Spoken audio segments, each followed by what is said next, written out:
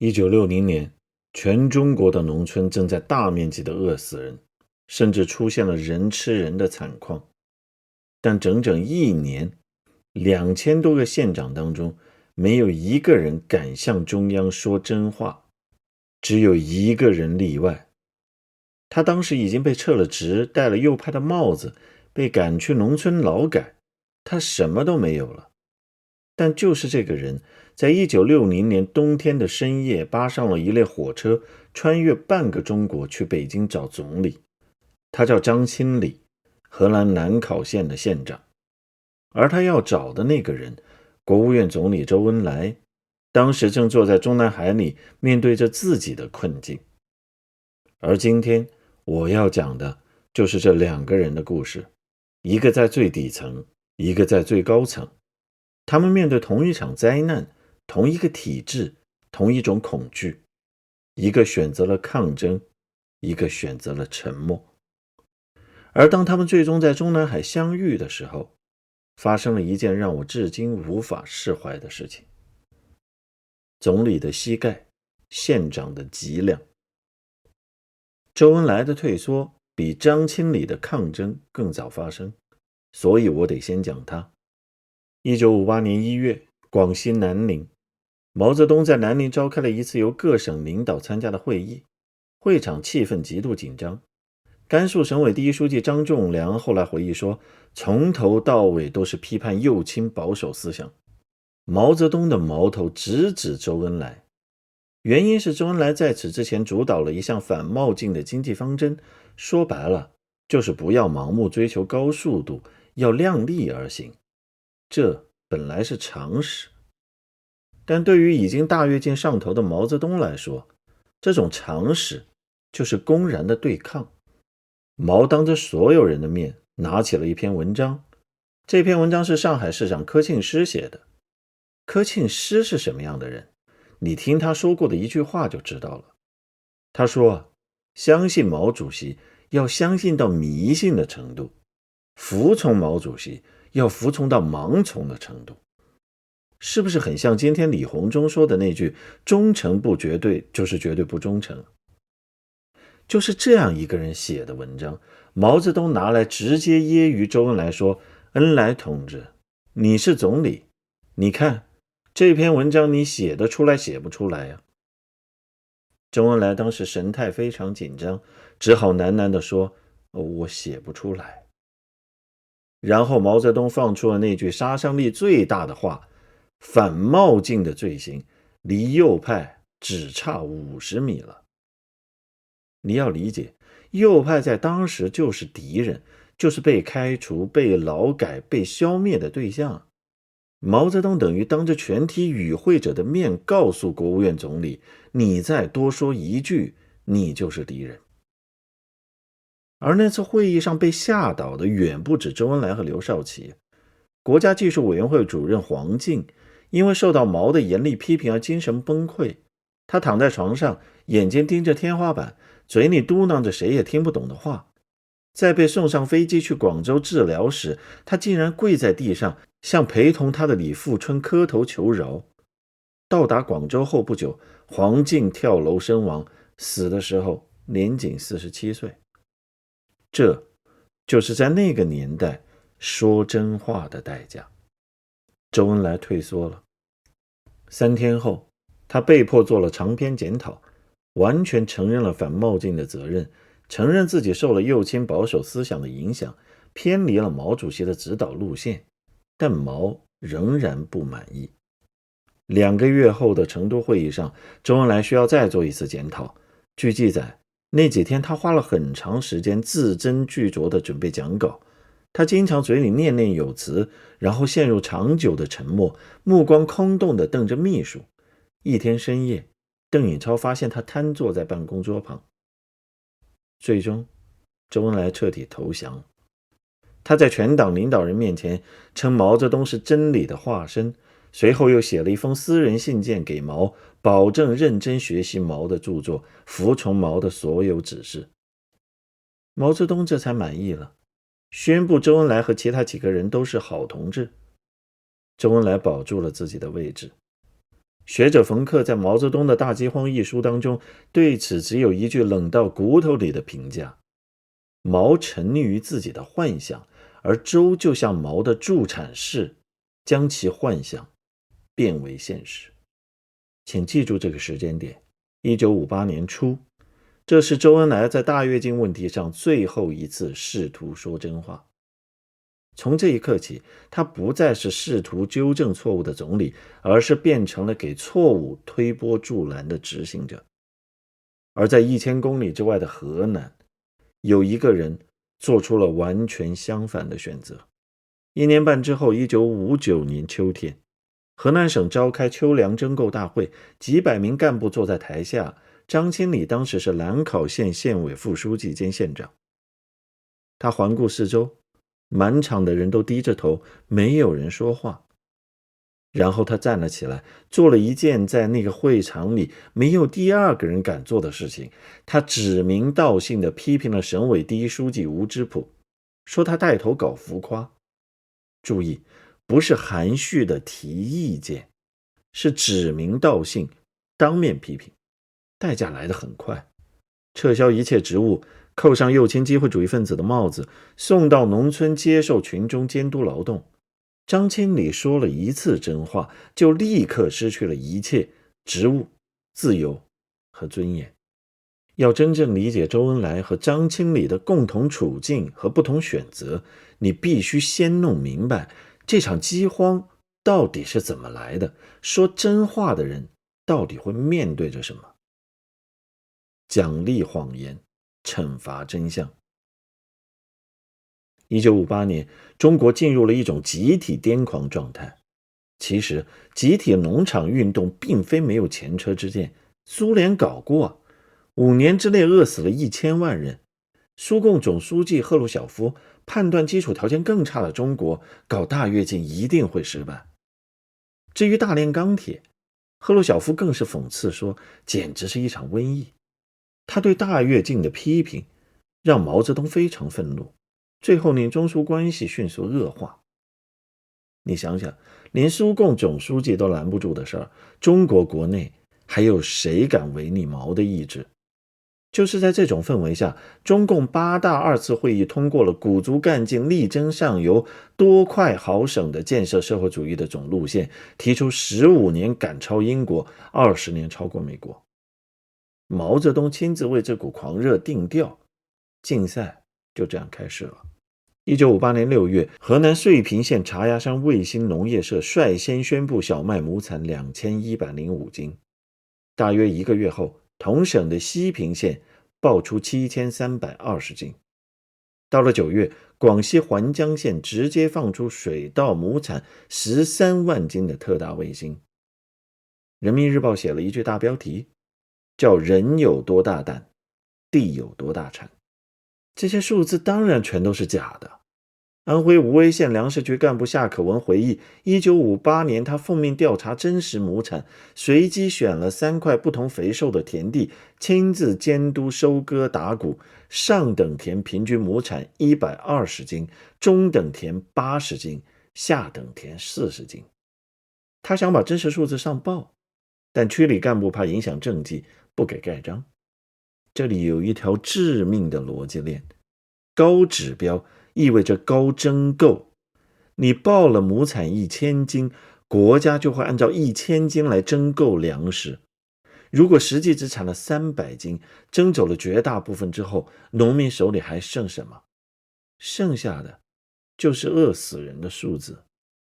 而这台机器的运作方式极其简单，谁报得高，谁就是先进，是红旗；谁据实上报，谁就是右倾，是白旗。用当时的话说，叫一手高指标，一手右倾帽。他不需要每个参与者都是坏人，他只需要惩罚说真话的人，剩下的沉默和谎言会自动蔓延。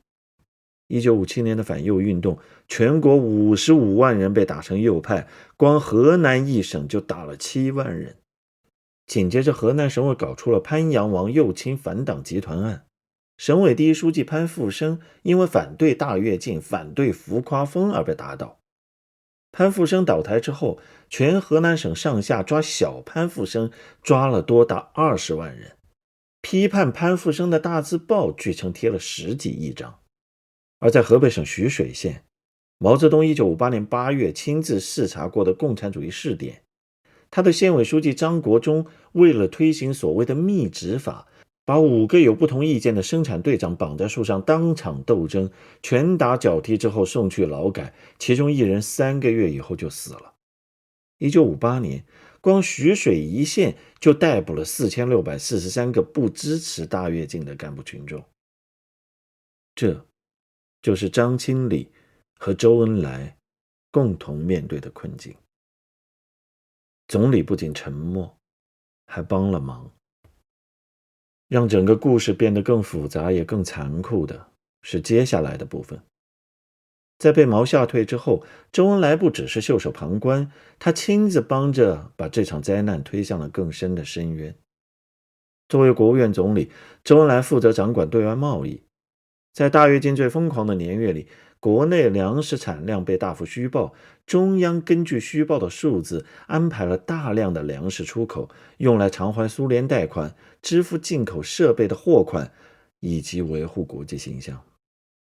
1958年11月，当国内已经开始出现饥荒的预兆时，周恩来作为负责外贸的最高官员，说了一句后来被记录在案的话：宁可自己不吃或少吃，不用或少用，也要履行对外已签的合同。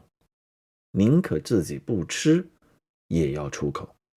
1959年底，根据周恩来提出的目标，全国加大了各类出口商品的征购力度。那一年，中国总共出口了420万吨粮食，分别运往苏联、东欧和资本主义国家。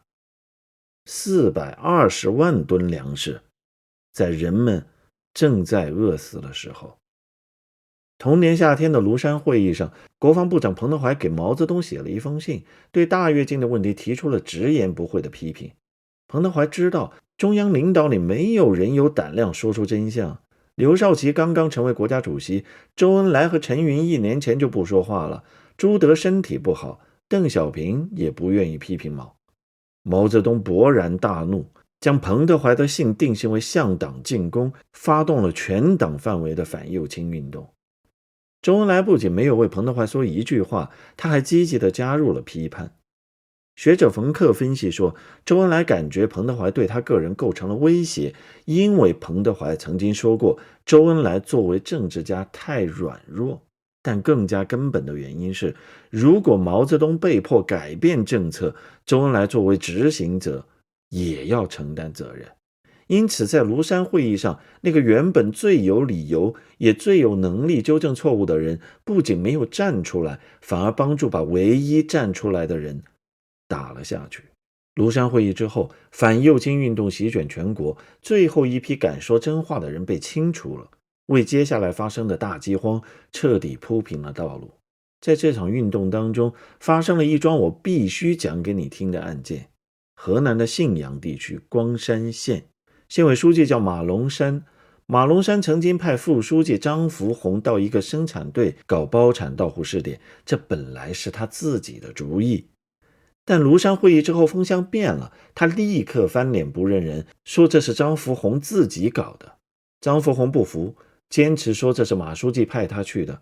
张福洪说的当然是事实，但在那个年代，事实不重要，重要的是谁的拳头硬。马龙山在县委扩大会议上发动批斗，由县委常委们亲自动手，把张福洪活活打死。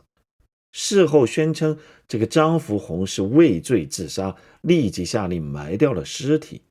一个县委副书记因为说了真话，被自己的上级和同一个班子里的同事们活活打死在会议室里。地狱里的抉择。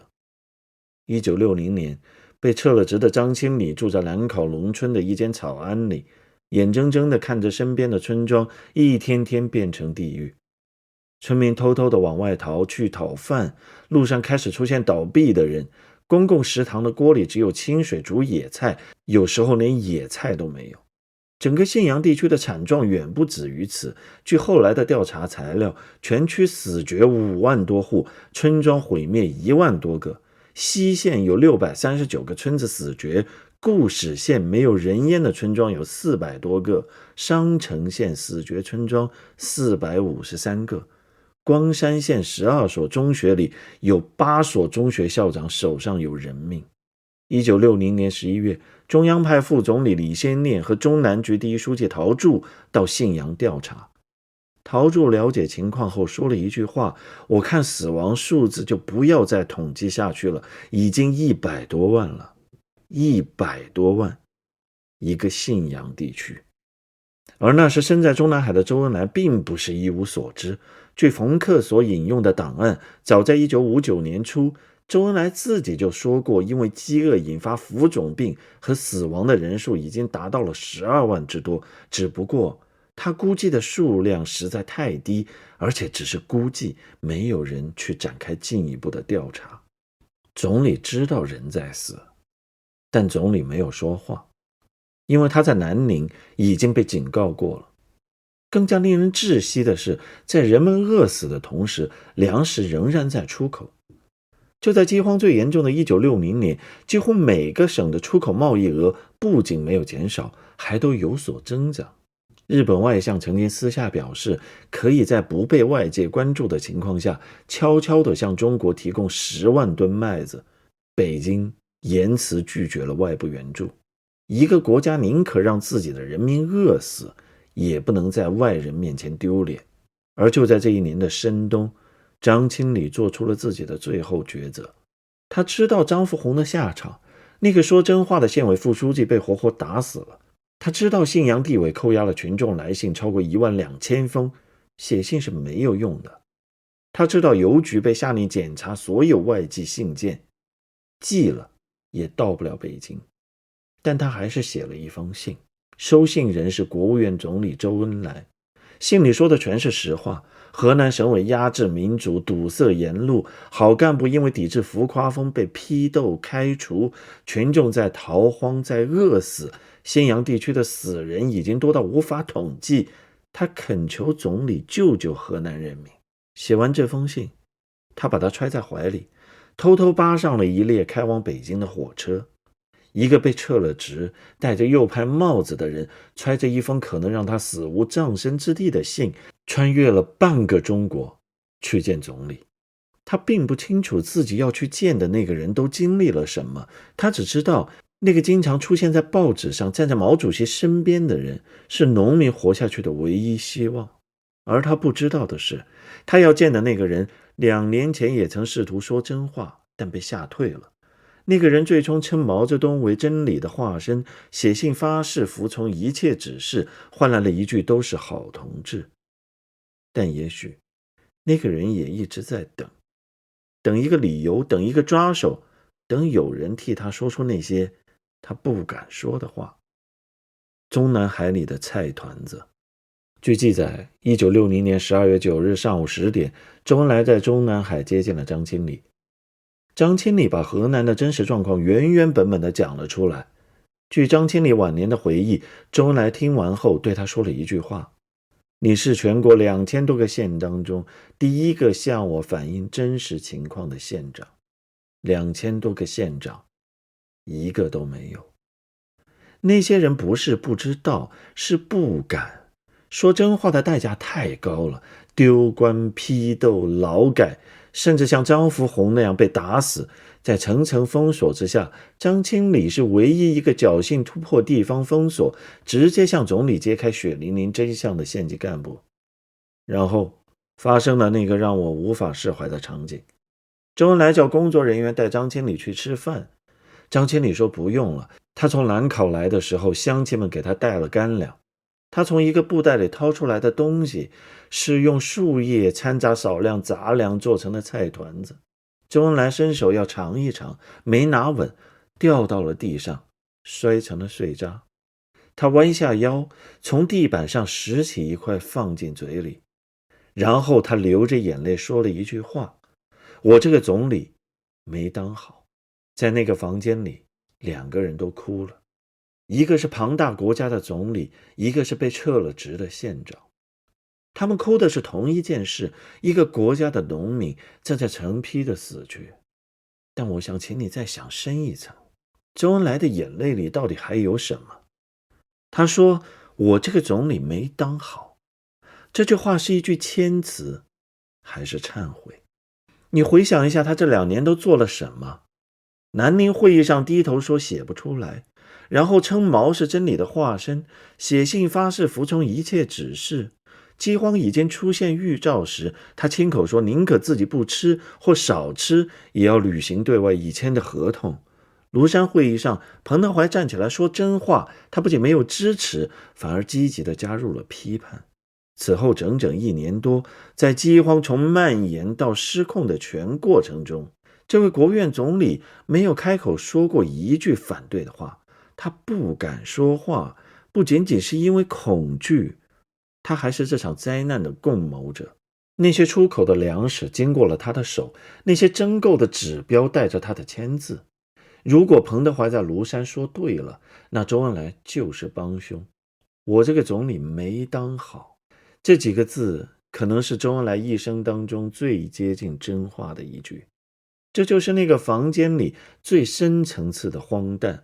中华人民共和国的总理需要一个被打成右派的县长翻山越岭来告诉他，你的国家正在饿死人。不是因为总理不知道，而是因为如果没有这样一个人冒死出现，总理就没有充足的理由和抓手去给那个体制的操控者提意见。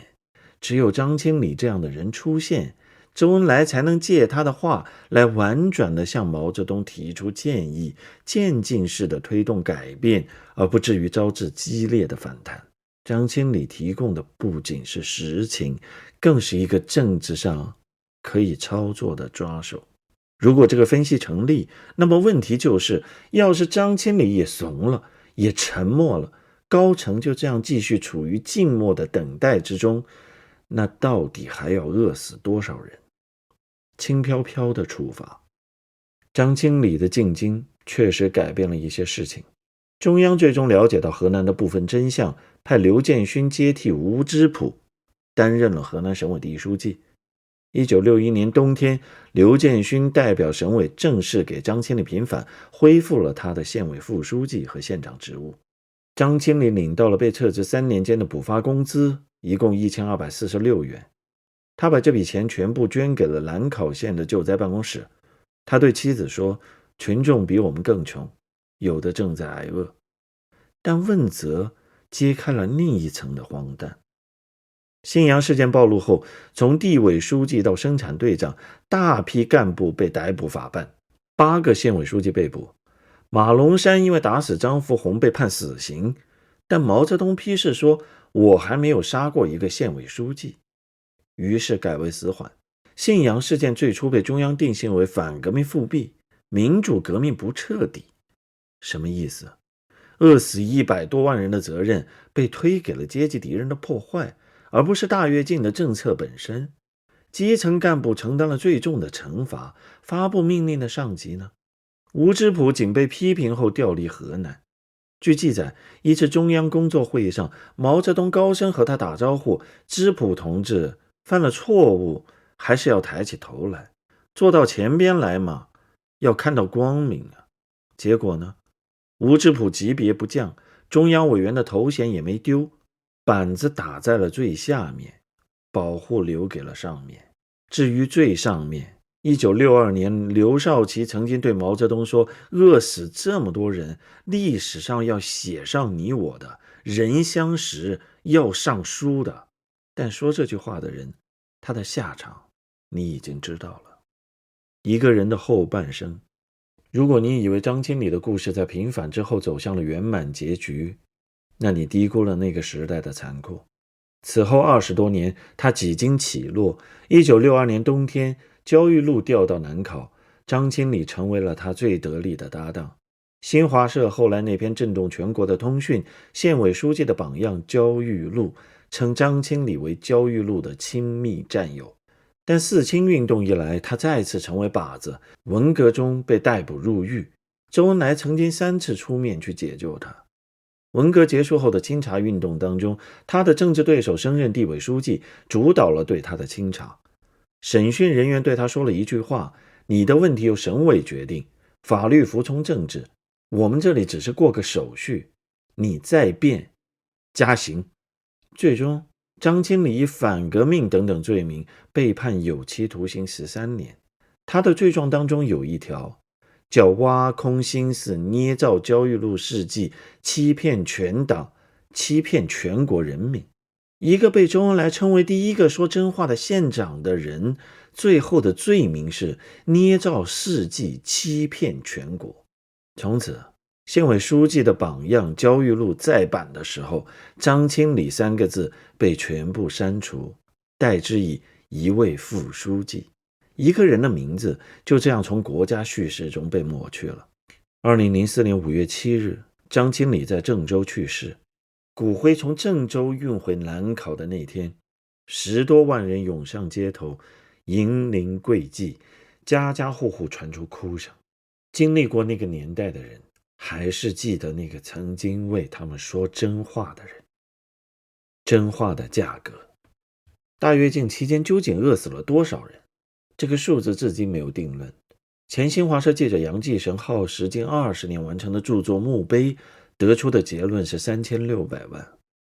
荷兰历史学家冯克依据各级解密档案的估算是4500万。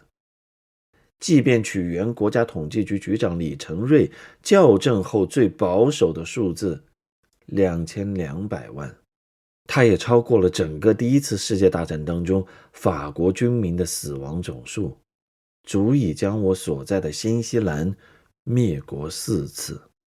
每一个数字背后都是一个有名有姓的人。然而今天的中国官方教科书和党史中，这篇历史近乎空白。新编《中国共产党简史》当中提到这段历史的时候，悄悄改成了自然灾害。2004年，信阳光山县十里镇高大店村的村民吴永宽自筹资金建成了中国第一个信阳事件纪念碑，并收集整理了1959年全村遇难者的名单。那个名单上的人，他们死于一个让说真话成为罪行的体制。而在今天，这个故事还能被讲述、被听到，本身就说明真话尚未彻底消失。1960年的冬天，张清礼把真话揣在怀里，扒上了一辆火车。他不知道前面等着他的是什么，他只知道有些话如果没有人说，就永远没有人听见。这件事儿在任何时代都一样。好了，本期节目就到这里。如果你认为值得，请订阅、点赞、转发，并点开小铃铛，支持我们做更多有深度、有温度的节目。谢谢大家，我们下期再见。